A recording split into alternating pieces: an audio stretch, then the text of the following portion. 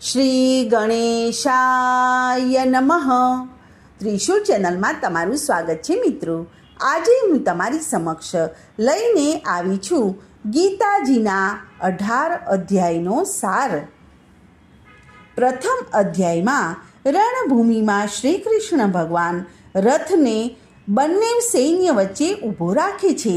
ત્યાં બધા સગા સંબંધીઓને જોઈને અર્જુન વિચારમાં પડી જાય છે અને લડાઈ કરવા માટે ના પાડી દે છે, ઇનકાર કરે છે.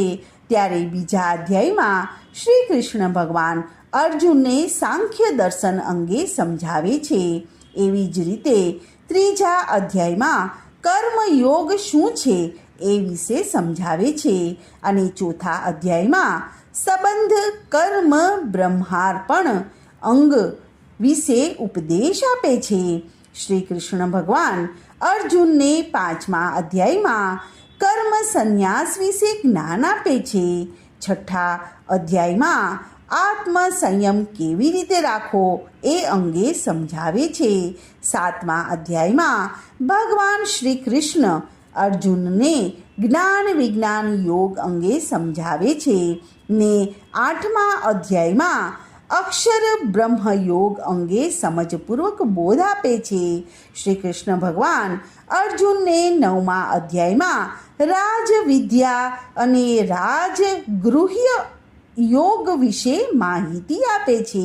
દસમા અધ્યાયમાં ભગવાન અર્જુનને વિભૂતિ યોગ અંગે સમજણ આપે છે અને 11મા અધ્યાયમાં વિરાટ વિશ્વરૂપ દર્શન આપી અને ઉપદેશ આપે છે. શ્રી કૃષ્ણ ભગવાન અર્જુનને 12મા અધ્યાયમાં ભક્તિ યોગ કેવી રીતે કરવો એ અંગે સમજાવે છે. 13મા અધ્યાયમાં ક્ષેત્ર અને ક્ષેત્રજ્ઞ યોગ વિશે માહિતી આપે છે. 14મા અધ્યાયમાં 3 ગુણના સમૂહ યોગ અંગે માહિતી આપે છે. 15મા અધ્યાયમાં શ્રી કૃષ્ણ ભગવાન પોતે સાક્ષાત પુરુષોત્તમ રૂપે છે એ ઉપદેશ આપે છે.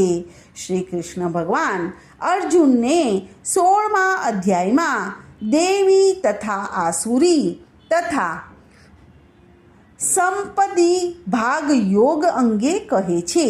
17મા અધ્યાયમાં શ્રદ્ધાત્રય વિભાગ યોગ અંગે કહે છે અને 18મા અધ્યાયમાં મોક્ષ સંન્યાસ યોગ અંગે ઉપદેશ આપે છે.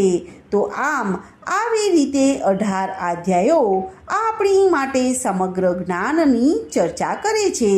તો મિત્રો, આજનો આ ગીતાજીના 18 અધ્યાયનો ટૂંક સાર ને હું અહીં વિરામ આપું છું. કાલે ફરીથી આવીશ એક નવી કથા અને વાર્તા લઈને. ત્યાં સુધી બધાને મારા જય શ્રી કૃષ્ણ. ધન્યવાદ.